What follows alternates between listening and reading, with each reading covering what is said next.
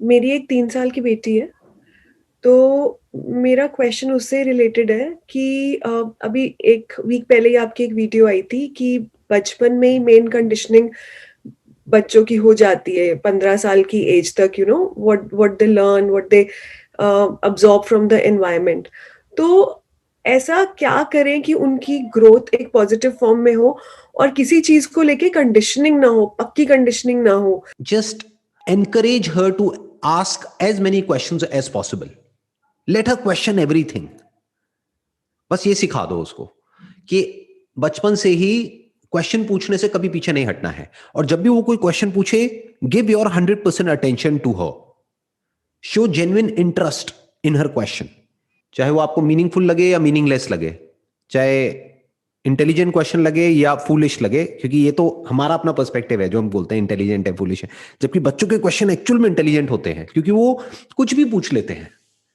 हमारे तो pre conceive notions होते हैं, जैसे ही कोई कुछ पूछता है एकदम से वहां से आंसर निकल करके आ जाता है, बट बच्चे किसी भी चीज को क्वेश्चन कर सकते हैं. So let her question anything and everything, जो भी उसके माइंड में आता है, और कभी भी उसके क्वेश्चन से भागना नहीं है. यानी कुछ भी पूछती है, अभी तो बहुत छोटी है आपकी जो डॉटर है, she is just 3 years old, but जैसे जैसे वो बड़ी होगी वो सब कुछ पूछेगी आपसे, एक एक चीज पूछेगी. तो जब भी वो पूछे तो आराम से बैठ करके एक एक चीज का जवाब दो, चाहे वो क्वेश्चन कितना भी अनकंफर्टेबल क्यों ना हो. और साथ साथ ये भी बताना है कि जो भी हम आपको समझा रहे हैं, that is coming from our own perspective, but you need to figure out कि what is the real answer. That is just a perspective. इसी क्वेश्चन को आप किसी और से पूछोगे तो हो सकता है आपको कोई और आंसर मिलेगा. तो वेरी गुड, मतलब जब भी वो क्वेश्चन पूछे तो अप्रिशिएट करो उसको. ये बिल्कुल उसका ऑपोजिट है जो यहाँ पे इंडिया में स्कूल्स में होता है, कि जब क्वेश्चन पूछते हैं तो मार पड़ती है. टीचर कहती है कि आपको क्वेश्चन पूछने के लिए नहीं बिठाया हुआ इस क्लासरूम में, आंसर देने के लिए बिठाया हुआ है. कायदे से क्या करना चाहिए कि टीचर को आंसर देना चाहिए, तभी उसको टीचर कहेंगे, तभी गुरु कहेंगे, और जो स्टूडेंट है उनको क्वेश्चन पूछना चाहिए. जबकि अगर देखा जाए तो हमारे एजुकेशन सिस्टम में इसका एग्जैक्ट ऑपोजिट होता है. टीचर क्वेश्चन पूछता है, या जो एजुकेशन सिस्टम है वो क्वेश्चन पूछता है बच्चों से, और बच्चों का काम है आंसर देना. इसको कंडीशनिंग बोलते हैं. So let her ask anything and everything. Let her put a question mark even on your strongest believes for that matter. जो भी आप कर रहे हो, मान लो घर में एक पूजा कर रहे हो, कोई दिवाली के टाइम पे या ऐसे करके कुछ भी, तो वो पूछेगी ये क्यों कर रहे हो, वो क्यों कर रहे हो. अगर आंसर नहीं है तो आंसर ढूंढो और उसको बताओ, और नहीं है तो हम्बली एक्सेप्ट करो कि बेटा मेरे को नहीं पता है, बट मैं पूरी कोशिश करूंगी तुम्हारे इस क्वेश्चन का आंसर देने के लिए. इससे ही एक रिलेटेड दूसरा क्वेश्चन है। मैंने कहीं पढ़ा था कि बच्चे, आप उनको जो बोलते हो वो नहीं समझते, बट आप जो करते हो वो सीखते हैं। तो कुछ चीजें अगर हम में नहीं है तो वो अपने बच्चों में कैसे लेके आए। For example, there is one thing कि कितनी भी स्ट्रॉम आ जाए, but you have to be calm. एक आपका भी सेशन था that there was a painting, there was a storm and but the person was very calm. So if I get very anxious very easily, so मैं कैसे सिखाऊं कि you have to be काम, या कुछ भी जो भी एक लाइफ स्किल्स होती है, वो अगर हम में भी नहीं है कुछ, तो वो हम कैसे सिखाएं. अगर एक्चुअल में आप उसको कह रहे हो डोंट बी एंशियस, और आप खुद एंशियस हो, तो पहले अपनी एंजाइटी को ओवरकम करो, फिर उसको बोलो. नहीं तो उसको क्लियर बोल दो जो सच है. अगर बच्चों को कुछ सिखाना ही है ना, तो सच बोलना सिखाओ, सच सुनना सिखाओ.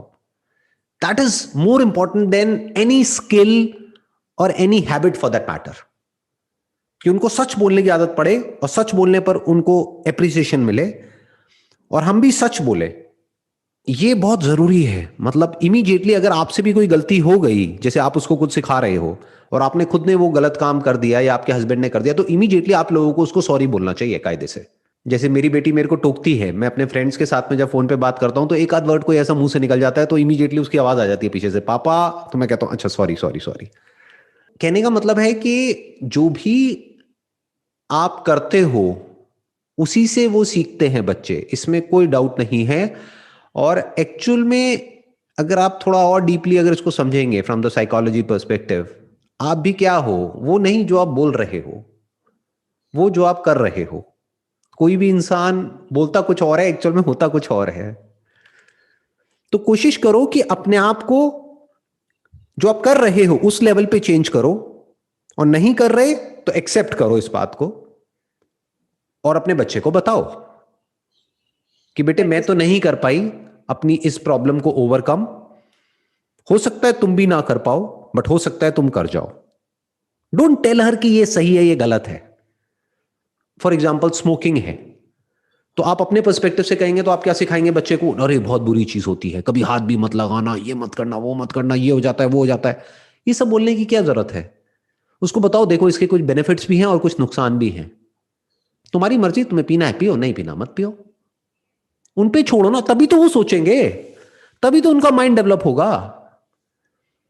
हमारी स्पेशली इंडियन पेरेंट्स की प्रॉब्लम क्या होती है, ये हमारे नस नस में दौड़ रहा है कि हम बेसिकली एक अथॉरिटी की तरह एक्ट करते हैं अपने बच्चों के ऊपर। वी टेल देम ये करो ये मत करो, ऐसे सोचो ऐसे मत सोचो, ये सही है ये गलत है, जबकि हमने खुद नहीं फिगर आउट नहीं किया है।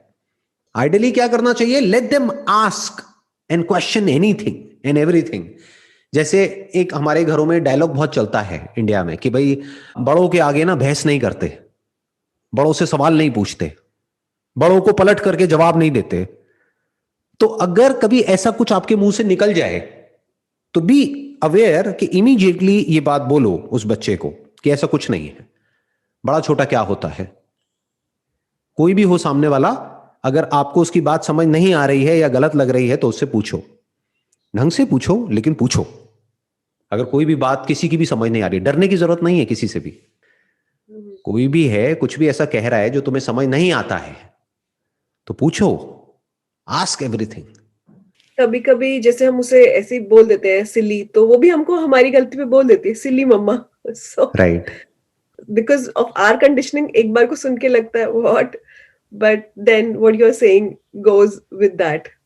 एक एक लास्ट चीज और, जैसे एक वो कहा जाता है कि बच्चों को सब कुछ मत दो, उनको स्ट्रगल करने की आदत होनी चाहिए, सब कुछ मत दो। मुझे ऐसा लगता है कि मेरा perspective, I don't know it's right और रॉन्ग, कि जब हम कर सकते हैं तो हम क्यों ना करें। जस्ट बिकॉज उनको कल को स्ट्रगल करना पड़ेगा, हम उन्हें आज ही स्ट्रगल करने दें कि हम भी तुम्हें नहीं देंगे, तुम स्ट्रगल करो, क्योंकि हो तुम्हें आगे के स्ट्रगल के लिए रेडी रहना है। मतलब ये मेरे अंदर एक थोड़ा कॉन्फ्लिक्ट रहता है कि इजीली क्यों ना दें, जब हम दे सकते हैं कोई चीज इजीली बच्चों को, तो क्यों ना दें। कोई भी चीज अगर हमको थोड़ी सी स्ट्रगल करके मिलती है ना तो उस चीज की इंपॉर्टेंस होती है हमारे लिए। जैसे फॉर एग्जाम्पल आपका बच्चा भूखा है और फिर उसको खाना मिल रहा है तो उस खाने की इंपॉर्टेंस है उसके लिए, नहीं तो खाने की इंपॉर्टेंस खत्म। आजकल ये मैं बहुत देख रहा हूं अपने आसपास में, अपनी फैमिली में, फ्रेंड सर्कल में, बच्चों को ठूस ठूस करके खिला रही हैं जो माएं हैं, इवन बाप फॉर दैट मैटर बहुत जगह पर। अब क्या होता है कि बच्चा टीवी देख रहा है, टीवी में कुछ लगा दिया है या लैपटॉप में या मोबाइल में, ताकि बच्चे का ध्यान वहां लगा रहे, और बस खिलाना है उसको किसी तरीके से। जितना हमारे माइंड में बैठा हुआ है कि इतना खिलाना चाहिए, तो किसी भी तरीके से वो खिलाना है। तो क्या ये अच्छा है उस बच्चे के लिए लॉन्ग टर्म में या बुरा है? क्या इसको प्यार कहते हैं या इसको हिंदी में अगर बोलूंगा तो मोह कहते हैं, डिल्यूजन। इसको हम प्यार समझ रहे हैं बट ये प्यार नहीं है। प्यार वो होता है जो सामने वाले के भले के लिए हो, नॉट जो हमको अंधा कर दे और उसका भला और उसका बुरा देखने ही ना दे। बायोलॉजिकली आप किसी भी साइंटिस्ट से पूछेंगे, किसी भी डॉक्टर से पूछेंगे कब खाना चाहिए, कितना खाना चाहिए, ये बच्चे ज्यादा अच्छे से जानते हैं। बट हम क्या करते हैं, उनकी इस डिफॉल्ट सेटिंग को ही खराब कर देते हैं। जब बच्चे को भूख लगेगी तो बच्चा रोएगा, खाना मांगेगा, उस वक्त दो, उतना ही दो जितना बच्चा मांग रहा है। अगर वो मान लो नहीं मांगता है खाने के लिए या नहीं मांगती है, तो उसके पीछे कोई ना कोई वजह होगी ना। इसका मतलब अंदर से उसकी तबीयत खराब है। जैसे जानवरों को बारीकी से ऑब्जर्व करो, जब भी उनकी तबीयत खराब होती है वो खाना पीना कम कर देते हैं या छोड़ देते हैं एक दो दिन के लिए। क्यों? क्योंकि नेचर ने ये मैकेनिज्म हमारे अंदर फीड किया है। बट हम क्या करते हैं, जब तबीयत खराब होती है, अरे और खिलाओ, ताकत आएगी इसमें। ताकत नहीं आएगी, ताकत सारी जो है, जो एनर्जी है, वो उस खाने को डाइजेस्ट करने में लग जाएगी, जबकि वो एनर्जी चाहिए थी उस बैक्टीरिया से, उस वायरस से, या जो भी बीमारी है उससे लड़ने के लिए। तो इम्यूनिटी को हमने और गिरा दिया, उठाया नहीं है खिला करके। तो बच्चे की अपनी जो इंटेलिजेंस है उसको हमेशा बचा करके रखना है। वो उस बच्चे के लिए अच्छा है लॉन्ग टर्म में। तो कभी भी जबरदस्ती कुछ नहीं देना है, ना जबरदस्ती कुछ खिलाना है। That is one. टू, कि अब कोई बच्चा जिसके लिए खिलौने की इंपॉर्टेंस है, उसकी लाइफ बेटर है, या ऐसा कोई बच्चा जिसके लिए खिलौनों की कोई इंपॉर्टेंस ही नहीं है, जो खिलौनों से बोर हो गया है। उस जिसके लिए बच्चे की लाइफ में बचा क्या? सोचो, एक बच्चे के पास में खिलौने ही तो हैं। अगर हमने एक्सेस में उसको वो खिलौने दे दिए और सब तरफ से सब रिलेटिव्स ने प्यार के नाम पे खिलौनों से भर दिया उस बच्चे का कमरा, तो अब वो बच्चे को एक्साइटमेंट ही नहीं होता उसको कोई नया खिलौना मिलता है तो, क्योंकि ऐसा कोई खिलौना है ही नहीं जो उसके पास में ना हो। क्यों? क्योंकि हम अफोर्ड कर सकते हैं। तो हमने क्या किया, उस बच्चे के अंदर जो एक एक्साइटमेंट नाम की चीज होती है, जो छोटी छोटी खुशियां हमको मिलती है जब हमको कुछ मिलता है, उसका ही हमने मर्डर कर दिया एक तरीके से, उस खुशी को ही मार दिया। इसलिए बच्चे के अंदर जो चीजें हैं, जो भी कुछ है, उसकी इंपॉर्टेंस होना बहुत जरूरी है। अब इसका मतलब ये नहीं है कि हम बच्चे को कुछ दे ही ना, कि वो मांग रहा है और ना दें। आप समझ गए? दोनों में फर्क समझ गए? एक एक्सट्रीम हमारा माइंड क्या सोचता है कि बिना मांगे ही सब कुछ दे दो, तो क्या होगा, उसके लिए चीजों की इंपॉर्टेंस खत्म। दूसरा है कि वो मांग रहा है और आप दे सकते हो और आप नहीं दे रहे हो, ये गलत है।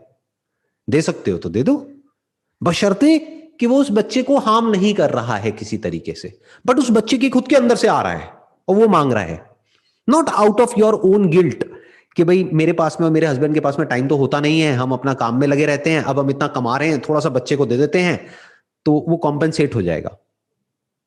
ज्यादातर लोग इस वजह से गिफ्ट देते हैं अपने बच्चों को, जबकि उस बच्चे के लिए टाइम ज्यादा इंपॉर्टेंट है।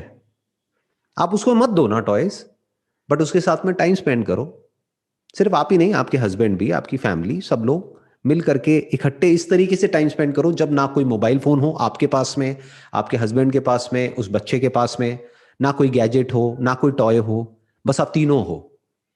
कुछ दिन इस तरीके से स्पेंड करके देखो, वो बेटर है या ये खिलौने बेटर हैं, चीजें बेटर है। ऐसे हमको समझना होता है from the stand point of a parent who is genuinely loving, who is genuinely caring for the child, कि उनको एक्चुअल में दे आर कंसर्न कि इस बच्चे का फ्यूचर अच्छा होना चाहिए। उसके लिए अगर मैं भी बुरी बनती हूं तो कोई बात नहीं, मैं बनने को तैयार हूं।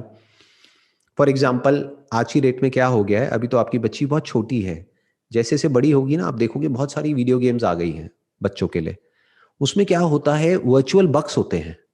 जैसे पैसा होता है ऐसे ही वर्चुअल मनी होता है जो उनको खरीदना होता है, तो वो उसको खरीदते हैं, फिर उससे चीजें खरीदते हैं। अब उसके लिए वो बच्चे जिद करेंगे, अब मुझे इतने बक्स दिला दो, और उसकी अपर लिमिट कोई नहीं है। आप उनको 1000 दिलाओ, 2000 दिलाओ, 10,000 दिलाओ, सब 1 मिनट में उड़ा देंगे, क्योंकि साइड बाय साइड वो अपने कुछ यूट्यूबर्स की वीडियोस देख रहे होंगे जो वो गेम खेल रहे होंगे, और उसमें वो दिखा रहे होंगे, देखो I have spent $1 million on this this this this. तो उसकी कोई लिमिट ही नहीं है। इनफैक्ट जहां तक आप कमा रहे हो उससे बहुत ज्यादा वो बच्चा खर्चने के लिए तैयार बैठा है। अब क्या करोगे उस वक्त, सोचो। अब सही डिसीजन क्या होना चाहिए? अगर आपने ये आदत डाल दी उस बच्चे की कि बिना मांगे सब कुछ मिल जाता है, तो जब आप उसको मना करोगे उसके लिए, तो क्या वो बच्चा समझेगा? इसलिए कई बार बच्चे को ना सुनने की भी आदत होनी चाहिए, बहुत जरूरी है ये। आप दिला सकते हो, बट आप फिर भी नहीं दिला रहे हो, just to break that chain of yes, कि बीच में एक नो आया, उस चेन को ब्रेक करना बहुत जरूरी होता है ताकि बच्चे को ना सुनने की आदत हो। नहीं तो जब वो बच्चा बड़ा हो जाएगा और फिर किसी भी चीज के लिए आपने मना किया तो वो रिवोल्ट करेगा और वो बच्चा आप ही के अगेंस्ट हो जाएगा। वो प्यार नहीं करेगा, वो नफरत करेगा। क्यों? क्योंकि उसको आदत ही नहीं है ना सुनने की।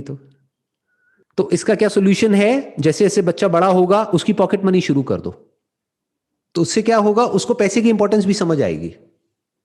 उतना ही दो जितना जरूरी है उस एज के लिए, उतना नहीं जितना आप अफोर्ड कर सकते हो सकता है आप महीने का, आप और आपके हस्बैंड मिल करके मान लो 5 लाख रुपए महीने का कमाते हैं। अब बच्चे को आप 50,000 दे सकते हैं क्या? एक 6-7 साल के बच्चे के लिए 50,000 रुपए महीना अच्छा है? नहीं ना।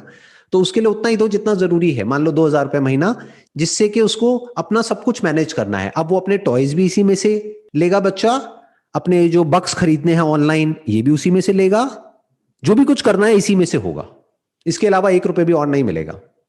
बाकी हाँ, जब कोई फंक्शन है, ये है, वो है, कुछ है घर में, तो वहां से थोड़ा बहुत पैसा आ गया कर गया, उसकी भी इंपॉर्टेंस उस बच्चे को समझ आएगी। उसको जोड़ने दो ना पैसे को। उसको बोलना है कि तेरे को ये लेना है, नो प्रॉब्लम, ले अपने पैसे जोड़ो। उसको सेविंग सिखाओ, उसको पैसे को मैनेज करना सिखाओ, उसको पैसे की इंपॉर्टेंस सिखाओ। क्योंकि अगर ये सब उसको नहीं आएगा तो कब आएगा? इसी को कंडीशनिंग बोलते हैं। इसीलिए मैं कहूंगा कि जो मिडिल क्लास में जो कंडीशनिंग होती है, I am basically from a middle class background, जो कंडीशनिंग होती है पैसे को लेकर के, वो एक मायने में बुरी होती है, लेकिन एक मायने में बहुत अच्छी होती है। क्यों? क्योंकि हमको पैसे की इंपॉर्टेंस पता होती है। हमको ये पता है कि पैसा मतलब क्या, कि जब वो 10 रुपए मिलता था मेरे को, तो वो उसकी क्या इंपॉर्टेंस होती थी वो मुझे पता है। Right right. कि जब आता था तो मैं कैसे उसको सेव करता था, कैसे अपनी गुल्लक थी उसमें पैसे इकट्ठे करता था, फिर तोड़ता था, फिर उसमें से कुछ लेता था। तो I understood the importance of money at a very young age. तो आज भी मेरी कंडीशनिंग है, आज अगर मेरे को खर्चना है तो आई ऑलवेज लुक एट कि इसकी वैल्यू है या नहीं है। ये नहीं कि मेरे पास में है तो सही, ले लो ना, क्या फर्क पड़ता है, ऐसा नहीं जी। ऐसे अगर आपका बच्चा सोचने लग गया तो बहुत खतरनाक सिचुएशन में आप चले जाएंगे। स्पेशली आप तो अब्रॉड रह रहे हैं, वहां पर तो आप जितना भी कमा रहे हैं, आपसे ज्यादा कमाने वाले आपके आसपास में बहुत होंगे। तो अगर वो बच्चा इस तरीके से जीने लग गया कि मेरे माँ बाप तो मेरी सारी ख्वाहिशें पूरी करते हैं, तो एक ना एक दिन एक ऐसा पॉइंट आएगा जब जा करके आप अटक जाओगे। जैसे आपकी बेटी है, वो जब बड़ी हो जाएगी वो कहेगी मेरे को तो ये वाला मॉडल चाहिए, लेटेस्ट जो मोबाइल फोन का आया है ना। आज भी जो फोन्स हैं वो 1-1.5 लाख के तो आ ही जाते हैं, हो सकता है उस टाइम पे 5-5 लाख के भी फोन्स आ जाएं। तो उसके दोस्तों के पास में हो, अब वो आएंगे आपके पास में, अब वो आएगी आपके पास में, मेरे को ये 5 लाख का फोन चाहिए। प्लस वो आएगी कहेगी मेरी फ्रेंड के पास में ये वाले शूज हैं, LV के शूज हैं, मुझे भी चाहिए।